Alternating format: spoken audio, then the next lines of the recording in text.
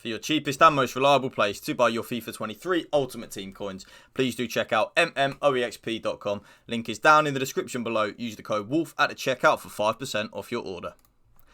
Yes then YouTube, we are back. But before we get started guys, if you want to drop a like on today's video for me and hit that subscribe button to my channel, that would mean the world to me. So, another day, another custom tactics video, but of a formation that I think we can all agree on is probably top 3, maybe even top 2. Arguably even top 1 formation on FIFA 23, and that is the 4-2-2.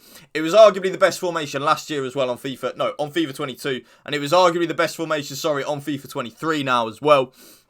The 4-2-2, you'll see it a lot in Elite Rivals if any of you are there. Maybe even as you just get higher up in general in Rivals, you'll see it a lot. And the reason being, it's got the defensive solidity of a 4-2-3-1, but then when you attack, you have 2 strikers. It's so overpowered. So this is how I set my team up in the 4-2-2. Mbappe and Ginola up front, Neymar on the right, Messi on the left. 2 CDMs, Marquinhos and Yaya Toure. Yaya Toure, absolute animal by the way, beast of a player. Back 4, pretty obvious, Hakimi, Lucio, Militao and Mendy. And then of course goalkeeper, I wonder who's in goal. You'd have never guessed Donnarumma's in net. But anyway, custom tactics I use on the 4-2-2 are like so.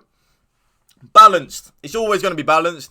But like I say to you in every single custom tactics video, pressure on heavy touch and press after possession loss are definitely a viable option. They are good. They're good. Believe you me. I'm looking you dead in the eyes, right?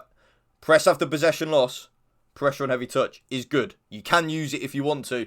The only thing I would say is, especially with pressure on heavy touch, is it's a bit random when your team decides to press. So be aware that your team might press at any minute, okay? So just be aware. You might leave some gaps in the middle. Press after possession loss as well. Very overpowered. Just drains your stamina a hell of a lot. That's the only issue with it. But for me, I like balanced. I like to be in control of when to press. I like to put my team press on if I want to at any given time, basically. I don't feel like I have to have a team press on automatically. I like to be in control of that. So that's why I use balanced. The width, you'll start off with 50. You will see it as a bit of a running theme with all of my custom tactics videos at the minute. I really like the 45 width. I like my defence to be a little more narrower, a bit more compact. That will make you harder to break down, make your team less likely to concede. And because of that, you're more likely to win more games, right? So 45 on the width works absolutely wonders for me. I love 45. You will probably, like I just said a second ago, you'll probably see a running theme of my custom tactics for the next couple of weeks that it's always going to be 45 on the defensive width. It just feels right for me, whether it be on my Road to Glory or my Pay to Win account. It just feels right. So if it feels right for me, more than likely will feel right for you. This is where it does differentiate between new gen and old gen. So on new gen, I like to play 72 depth. The reason being, the automatic offside trap, very overpowered, very broken. Use and abuse it. But if you struggle defensively, I would 100% recommend, like with my 4-2-3-1 video that you would have seen the other day, 55 depth. And if you're on old gen, 100% use 55 depth. The 72 automatic offside trap, from what I've played recently, it doesn't work on old gen. It just doesn't work. So there's literally no point having your defensive line that high up because you don't get the use and you don't get like the positives of the automatic offside trap. So don't use 72 depth on old gen. And on new gen, if you struggle defensively, of course, don't play 72 depth. It'll just be too high for you. So 45 and 55 probably is a happy medium, is what I'd recommend. But if you're someone like me and likes to be aggressive and in your opponent's face, 72 depth works wonders. So the build-up play, of course, is going to be balanced. Like I say in I feel like I'm just repeating myself a lot in a minute. Long ball's good. Like, if you struggle to create opportunities, maybe give long ball a bash and see if you can get some luck with it. But for me, I just prefer balance. I like to be in control of my play. I like to tell my players to go on a run and make them go on a run. Rather than on a long ball, you'll see all your players just boom, boom, boom. They're like the red arrows. They're like boom, boom, boom, boom, boom. They're all bombing forward, right? I like to be in control of that. I like to say, right, no. Today, we're not bombing forward. I'm going to slip back a little bit. So, yeah, balance for me. And, of course, it's going to be direct passing. Is it going to be anything else? Like, let's be real here, YouTube. Is it going to be anything else other than direct passing? No, it's not. Direct passing, the most overpowered thing on the game. Believe me. The width, this is where I've changed. I used to normally play between like 50 and 55 width. I've now gone a little bit narrower. 48 on the width.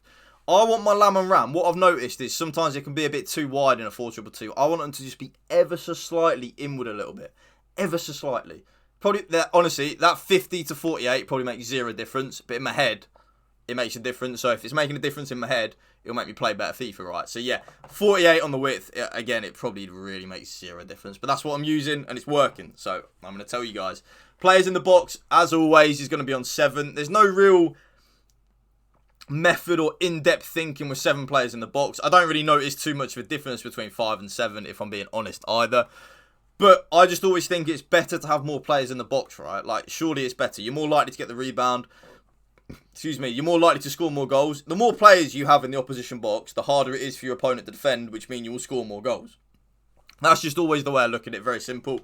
If you're going to take anything from this video, YouTube, lower your corners and free kicks down from 3 and 3 to 2 and 2. So that's my custom tactics I'm using. Player instructions. Right, this is where it gets interesting.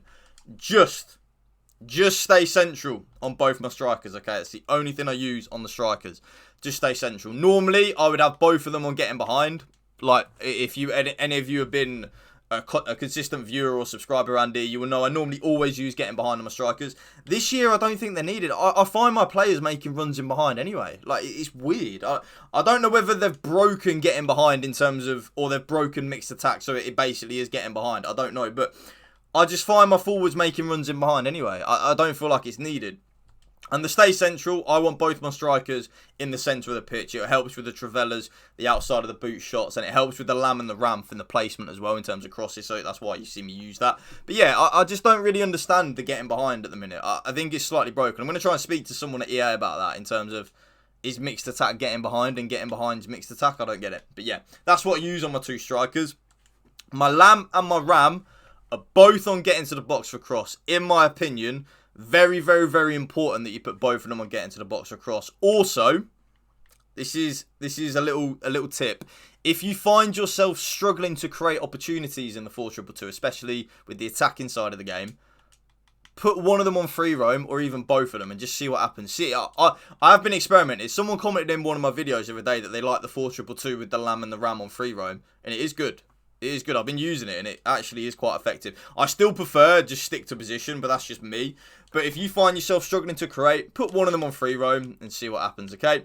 Both my CDMs are on stay back while attacking and cover centre. I used to play with just one of them on stay back. I don't feel like I need one of them on stay balanced anymore. I feel like I create enough anyway. So just having both of them on stay back helps with the defensive side of the game as well. Left back and the right back, of course, is on stay back while attacking. Helps tenfold. And then last but not least, my goalkeeper comes for crosses and sweeper keeper. And that right there is the updated post-patch 4-2-2 custom tactics for you guys. If you did enjoy this video, please make sure to drop a like on it. Hit that subscribe button to my channel. That would mean the world to me. A lot of you people that watch my videos aren't subbed, so let's change that. Also, drop a comment down below if there's any new formations you want me to try and drop a tactics video for, okay? Thank you for watching, guys. Spread the love and positivity. PMA, positive man of latitude. Peace out. Up the Villa. One love.